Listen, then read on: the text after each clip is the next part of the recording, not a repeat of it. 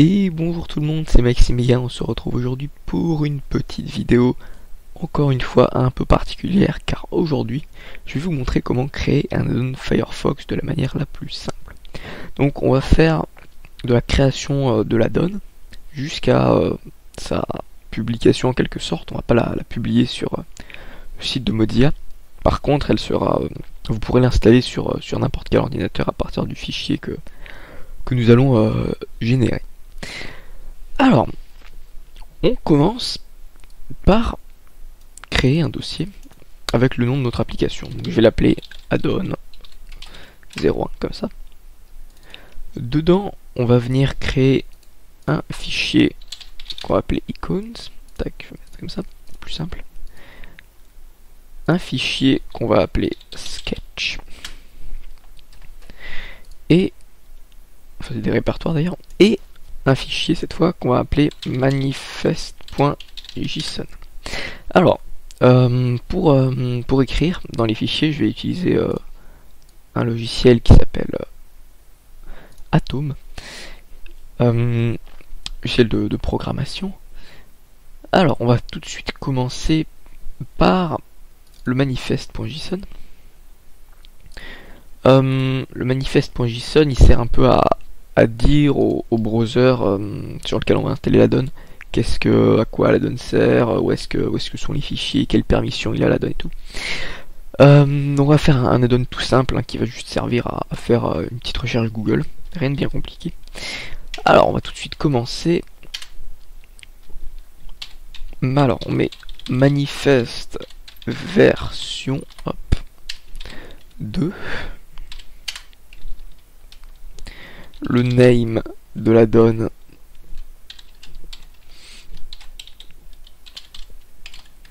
add-on 01. Alors tout ça c'est ce qui sera dans la liste des add-ons sur Firefox. Je vais vous montrer d'ailleurs. Tac, ça. On va aller dans add-ons. Hop. Donc là j'ai quelques add-ons installés, hop, je crois. Ouais c'est ça.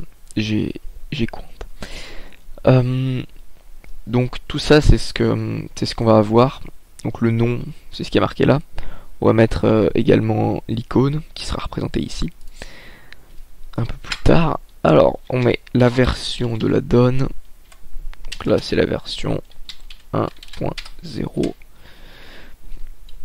Tac, petite virgule. Description. Donc là vous mettez la description de votre add-on, donc à quoi il sert. Je vais juste mettre ça. Ensuite on va renseigner les icônes dont je viens de vous parler. Alors pour les icônes on peut en mettre plusieurs avec différentes tailles. Par exemple si vous mettez 128 et que vous lui donnez un icône qui fait 128, s'il veut un icône 128 il va prendre lui, sinon il pourra prendre d'autres, mais bon, vous pouvez n'en mettre que un, ça marche. Là on va lui indiquer le chemin pour trouver l'icône. Alors je vais prendre un icône, hop, tac, je vais le mettre là, paste, google 128.png, le logo de Google. J'en profite pour dire que c'est Google, ils sont assez tatillons avec leur logo, on n'a pas le droit de faire n'importe quoi avec, tout faut l'utiliser sous certaines conditions, je sais pas trop, de toute façon je vais pas en faire une utilisation commerciale. Donc à partir de ce moment, je m'en fous un peu, mais bon, en tout cas il faut pas faire des trucs. Alors, ça c'est bon, tac, la petite virgule, attention, toujours mettre des virgules là où il faut parce que sinon c'est chiant. Alors, si vous voulez mettre un script de contenu, c'est ici. En l'occurrence, moi je vais pas en mettre. Mais si je vais juste vous montrer comment faut faire si vous voulez en mettre un. Le script de contenu, c'est ce qui va s'exécuter automatiquement. Hop. All URL. Tac. On est content. La petite virgule. Et le fichier du script de contenu. Tac. Sketch. /content.js. Hop, je vais en profiter pour créer ce fichier ici, donc dans Sketch, on va en faire un comme ça, il le trouvera même si il sera vide, on s'en fout. Si vous en voulez un, il est là. Alors, on continue. Browser Action. Tac. Default icône.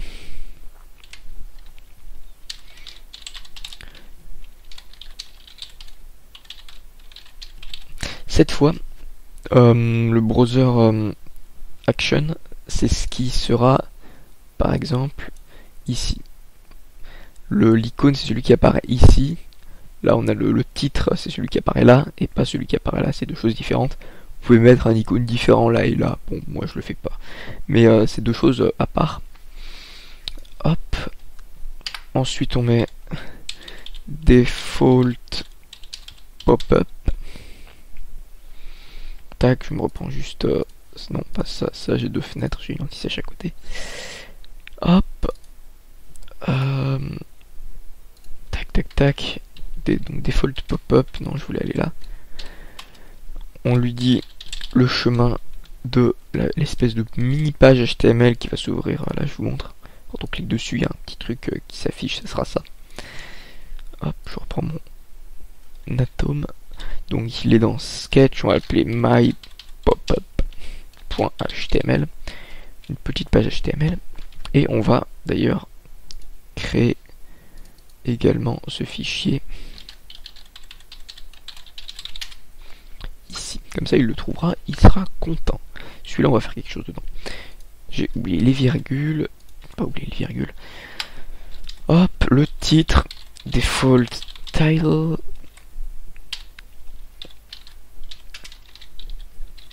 C'est Maedon, incroyable. Hop, et on va lui mettre le browser style.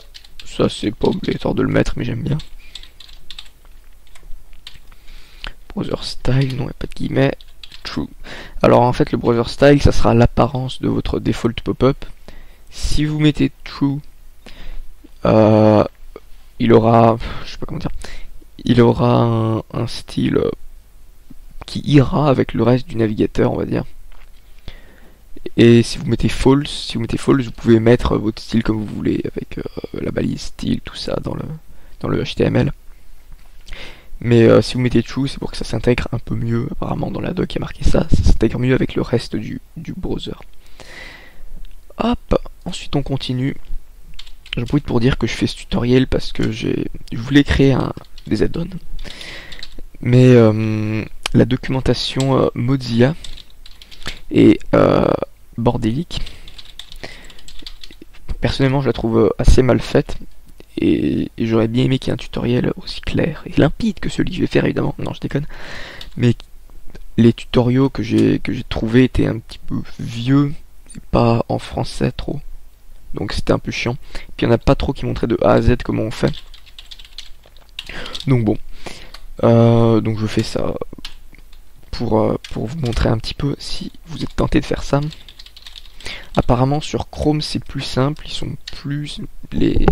la documentation est plus propre, mais je préfère Firefox, donc bon, je le fais sur Firefox.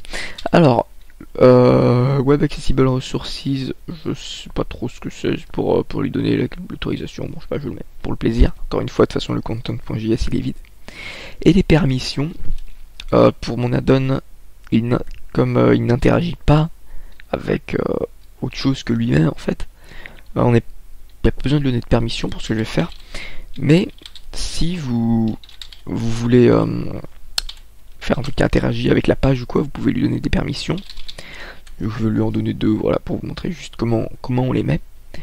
Et ça sera bon. Pour le manifeste, on est ok, je pense. Je pense que j'ai pas fait trop de gaufres. Tac, j'ai bien les virgules, ça c'est cool. Ok, très bien. Alors maintenant, on va s'intéresser à la partie HTML. Je vais le faire en accéléré, je pense. C'est pas vraiment très intéressant. On n'est pas là pour faire du HTML. Donc je vais marquer 2-3 trucs pour faire un petit peu de remplissage. On se retrouve juste après. À tout de suite.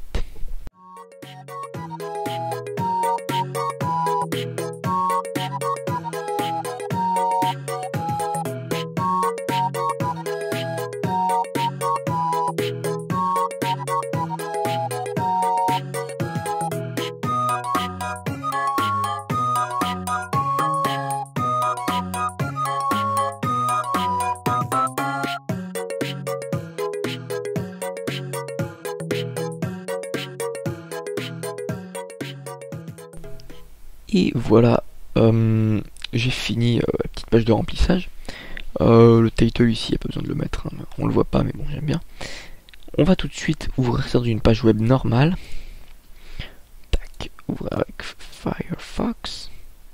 Bon, voilà, c'est pas centré, on s'en fout, de toute façon, le truc est tout petit, c'est pas la peine. Alors maintenant que ça c'est fait, qu'est-ce qu'on va faire? Tac, on remonte ici, paf paf paf. On va aller dans Firefox, on va taper About Debugging, comme ceci avec 2 G au milieu et 1 à la fin.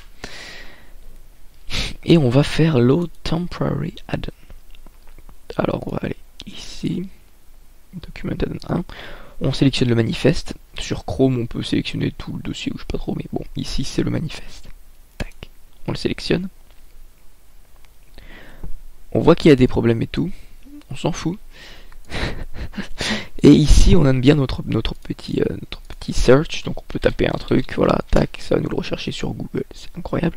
Bon, par contre dès qu'on sort, ça se reset, hein. Je précise que les add-ons comme ça, si on veut vraiment stocker de la donnée à l'intérieur, il faut s'y prendre un peu plus tôt, avec les cookies, je sais pas trop comment on fait. Bon, c'est vraiment un truc tout basique qu'on fait aujourd'hui. Donc notre add-on marche. Comme vous pouvez le voir, quand on le met en temporaire, il marche, tout va bien, il n'a pas de style, on s'en fout. Il est moche, c'est pas grave. Ensuite, on va l'exporter sous un fichier plus convenable pour pouvoir faire ceci. Install add-on from file. On va aller là, on va taper Mozilla add-ons, tac. On va prendre le addons.mozilla.org. On va aller dans Atelier sur les extensions. On va s'enregistrer. Voilà. J'en ai déjà mis quelques-uns, c'est à peu près la même chose. On va faire Submit New Add-on. Alors, je vais faire ça. Ça va juste me donner un fichier à moi. Ça l'aurait envoyé dans les hautes sphères de Mozilla, ça l'aurait validé, je sais pas trop quoi, puis ça l'aurait mis à la disposition de tout le monde. Moi, comme je suis égocentrique, je me le donne qu'à moi. J'ai jamais fait ça, je sais pas trop comment ça marche. On va faire Continue. Donc c'est que pour Firefox, tac. Là, j'ai oublié une phase importante. Oh là là, oh là là, oh là là. On va prendre tout ça. Tac. On va dans Properties. Non, je déconne, c'est pas ça, je me suis trompé. On va dans Compress. Et on va l'exporter en .zip. Tac. Create. Lui, on va le prendre, on va le renommer en .xpi. Tout simplement. Et on va venir le sélectionner comme ceci. Hop. Document, add-on, le .xpi. On le prend, on le retourne. On le met là, ça le valide, c'est cool, il n'y a pas d'erreur en théorie. Voilà, c'est parfait. On fait Sign Add-on. Donc là, je rentre pas dans les catégories de ça. Et on est bon. Nous avons donc notre petite add-on sympathique. On va le sauvegarder comme ceci. Ensuite, on peut aller dans Add-on. Lui, je vais le tège. C'est le temporaire. Oui, tu le tèges, merci. Et là, je vais faire Install Add-on from File. Je viens de le télécharger. On a toujours les bons dossiers. On fait Open. Tac. Add. Et voilà. Maintenant qu'on... si on redémarre notre Firefox ou quoi, l'add-on sera toujours ici pour nous. Et on peut faire toutes les recherches qu'on veut. On peut même ouvrir des pages dedans. Toutes les pages sont pas prises en charge. Mais voilà, on a notre add-on et si vous voulez le filer à quelqu'un, bah vous lui donnez le petit point XPI, il le prend, il le met. Si vous voulez l'installer, vous pouvez même le jeter dedans sans aucune forme de respect, ça ira. Donc j'espère que ce petit tutoriel vous aura aidé. Si vous avez des questions, n'hésitez pas à les mettre en commentaire si ça vous a plu. Mettez un like, allez moi aussi je vais me mettre à mendier des likes, mais bon, j'adore l'argent. Et j'espère que ça vous aura plu. On se retrouve bientôt pour une prochaine vidéo. Allez, bye bye.